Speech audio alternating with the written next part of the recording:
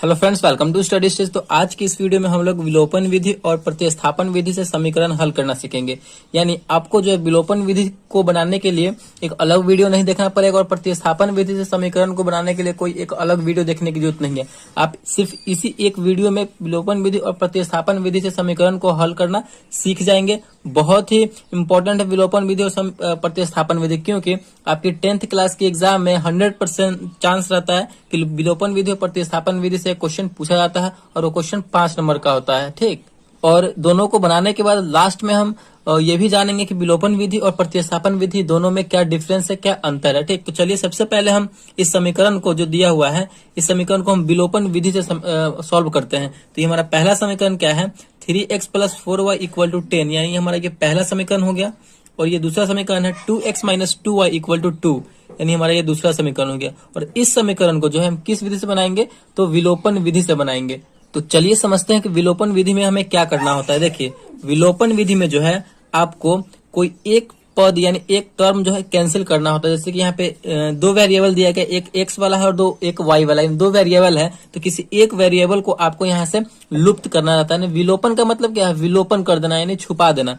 तो हमें यहाँ से कैंसिल करना रहता है किसी एक वेरिएबल को, या आप x को कीजिए या फिर y को कीजिए। ठीक, कैंसिल आउट करना होता है। तो हम कैसे करेंगे, यहाँ पे 3x है, नीचे में 2x है, इसमें y वाले में 4y है और नीचे में 2y है। तो हमें कैंसिल आउट करने के लिए एक मतलब समीकरण जो वेरिएबल है वो सेम होना चाहिए। यानी यहाँ पे 3x है तो यहाँ भी 3x होना चाहिए कैंसिल करने के लिए। अगर इसमें 4y है, इसको कैंसिल करना y वाले को, तो यहाँ 4y है ना, तो यहाँ भी हमें 4y करना होगा। मतलब इस टाइप से हमें करना है। तो आप x और y दोनों में से किसी एक वेरिएबल को कैंसिल कर सकते हैं। तो चलिए हम यहाँ पे x वाले टर्म को कैंसिल करते हैं। देखिए यहाँ पे 3x है, यहाँ पे 2x, दोनों तो सेम है नहीं। तो हमें सेम करने के लिए क्या करना होगा कि जो ये वाला नंबर है इसको हम ऊपर में गुना कर देंगे और इसी नंबर से हम नीचे में गुना कर देंगे, तो दोनों सेम हो जाएगा। 3 से हम नीचे वाले पूरी समीकरण 2 में करेंगे तो 3 दूना 6x हो जाएगा, फिर पूरे में हो जाएगा। फिर 2 से करेंगे तो 3 में करेंगे तो 2 3 6, यानी हमारा ये यहाँ पे सेम हो जा रहा है। तो कैसे कर देंगे, इस 2 से हम समीकरण 1 में 2 से गुना कर देंगे और समीकरण 2 में हम 3 से गुना कर देंगे।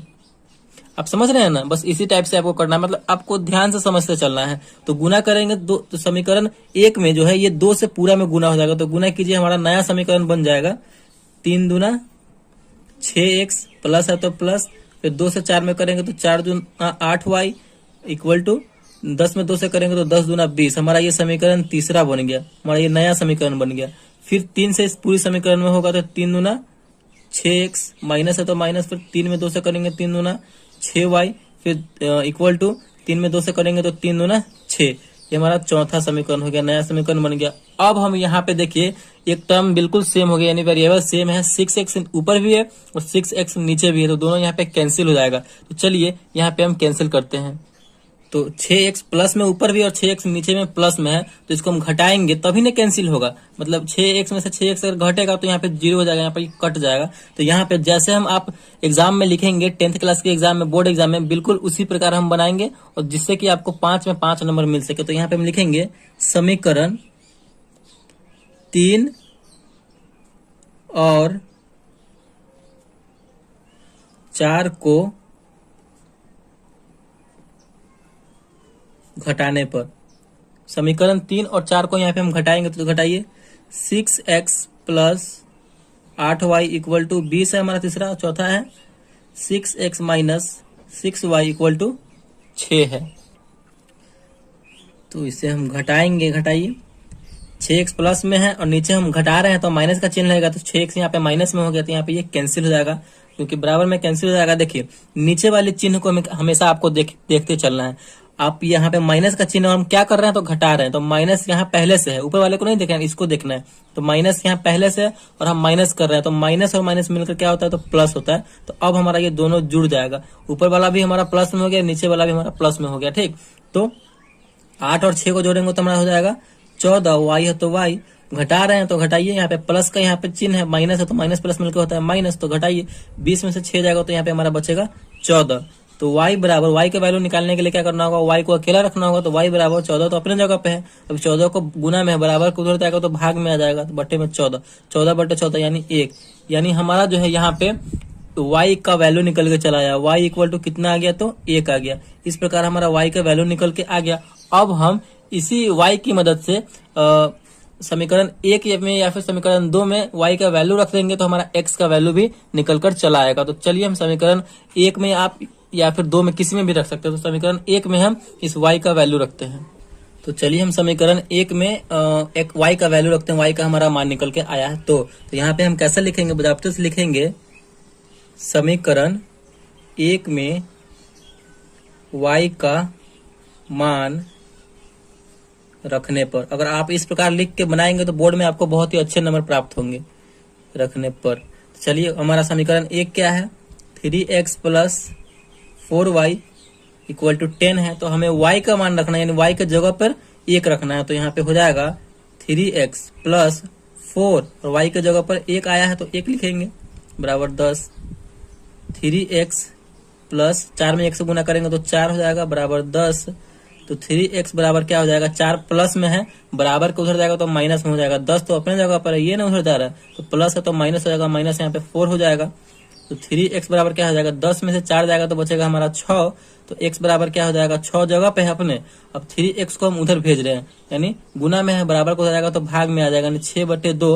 ये कटेगा तो कितनी बार में यहाँ पे, सॉरी 6/3 है, 3 है यहाँ पे, तो 3 आ जाएगा। तो 3 दूना 6 यानी 2, यानी हमारा फाइनली जो है x का मान आ गया 2, y का मान आ गया 1। तो विलोपन विधि से जो है फाइनली हमारा आंसर कितना आ चुका है, तो x बराबर 2 और y बराबर 1 हमारा फाइनल आंसर आ चुका है यहाँ पे। तो आई होप आपको विलोपन विधि बहुत अच्छे तरीके से समझ में आ गया होगा।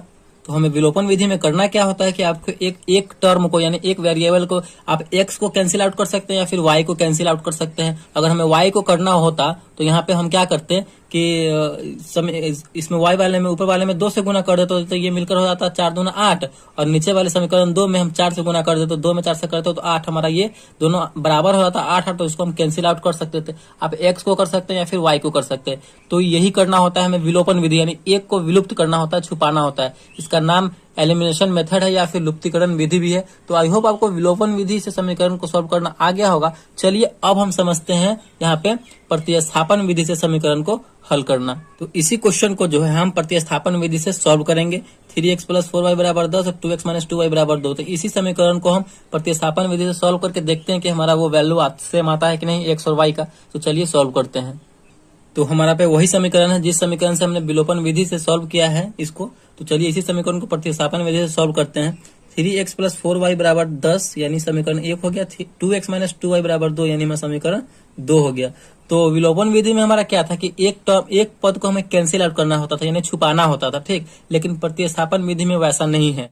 प्रतिस्थापन विधि में क्या है कि हमें कोई एक पद, यानी कोई एक वेरिएबल का जो मान निकाल करके उस दूसरे वाले इक्वेशन में रखना है। जैसे कि अगर हम इस समीकरण 1 का जो है x का वैल्यू निकालते हैं तो इसी x के वैल्यू को हमें समीकरण 2 में प्रतिस्थापित करना है, वही हमारा प्रतिस्थापन विधि हुआ, ठीक। अगर आप y का निकालते हैं समीकरण 1 की मदद से तो इसी y का वैल्यू जो है जो निकाल के आएगा वही हमें समीकरण 2 में प्रतिस्थापित करना यानी रखना है, वही हमारा प्रतिस्थापन विधि हो गया। इंग्लिश में अगर हम बात करें तो इसे सब्स्टिट्यूशन मेथड हम कहते हैं। तो चलिए हम प्रतिस्थापन विधि से इस समीकरण को भी समझते हैं। तो चलिए आप जो है किसी एक का वैल्यू निकाल सकते हैं, x का या फिर y का। तो चलिए हम x का ही निकालते हैं। तो यहाँ पे हम समीकरण 1 को ले रहे हैं, तो यहाँ पे हम क्या लिखेंगे, समीकरण 1 से समीकरण 1 को लिए हैं। तो समीकरण 1 क्या है हमारा, 3x plus 4y equal to 10 है। अब इसी में से हम x का वैल्यू निकाल रहे हैं तो क्या करना होगा, हमें इस टर्म को अकेला छोड़ना होगा।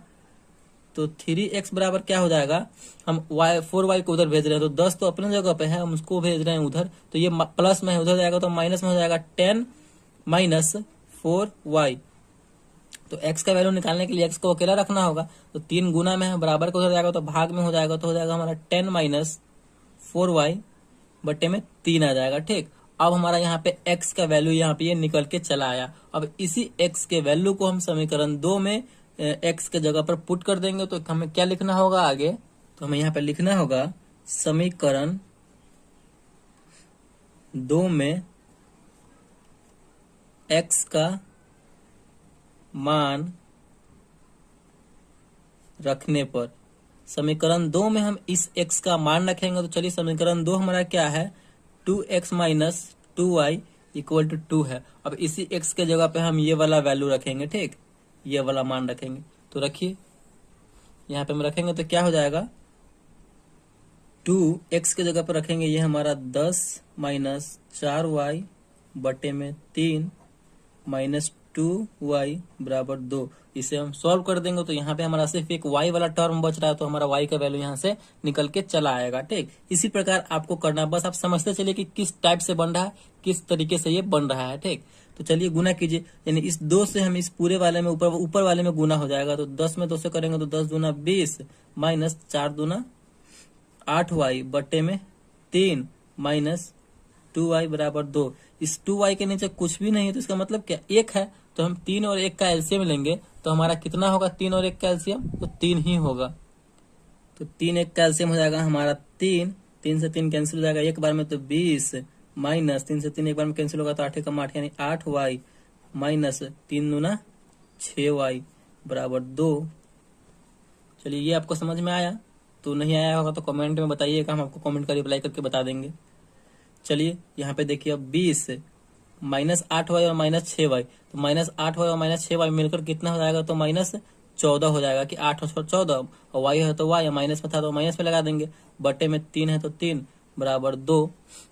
ठीक, उसके बाद क्या होगा, उसके बाद देखिए इस 3 को हम उधर भेज देंगे क्योंकि ये भाग में है, बराबर को उधर जाएगा तो गुना में हो जाएगा, तो 20 माइनस 14 y बराबर 2, और भाग में है बराबर को हो जाएगा तो गुना में, तो 3 गुना हो जाएगा 6।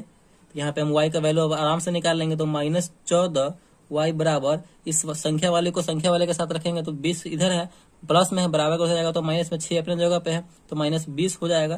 तो यहाँ पे देखिए माइनस 14y बराबर क्या हो जाएगा, माइनस 14, क्योंकि 6 में से 20 घटे, कम में से ज्यादा घट रहा है तो यहाँ पे माइनस में आंसर आएगा। तो माइनस इधर भी है माइनस इधर भी है, बराबर के दोनों ओर माइनस है तो माइनस माइनस कैंसिल हो जाएगा। तो यहाँ से हमारा y का वैल्यू निकल के चला आएगा, y बराबर, y का वैल्यू निकालने के लिए मैं y को अकेला रखना होगा, तो 14y है तो y बराबर क्या हो जाएगा, 14 तो अपने जगह पर, इस 14 गुना में लगा हुआ है, बराबर के हो जाएगा तो भाग में हो जाएगा, 14 बटे 14 कितनी बार में कटेगा, 14 से भाग देंगे तो एक बार में कटेगा। तो यहाँ पे हमारा फाइनली जो है y का मान निकल के चला आया। तो y का मान जैसे ही निकल के आया है तो हम समीकरण 1 में 2 में या फिर किसी में भी रख देंगे तो हमारा x का मान भी निकल के चला आएगा। ठीक, तो यहीं पे आपको सॉल्यूशन उसका बना के दे रहे हैं। समीकरण 1 में यहाँ पे लिख सकते हैं आप, समीकरण 1 में y का मान